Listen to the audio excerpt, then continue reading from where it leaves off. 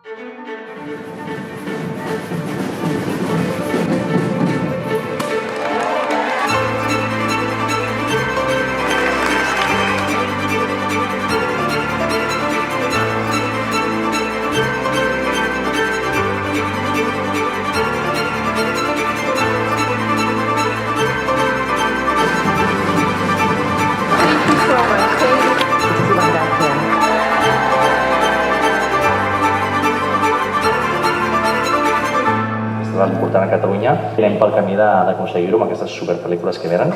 Pere Gaviria, 3CAT Info, Calella.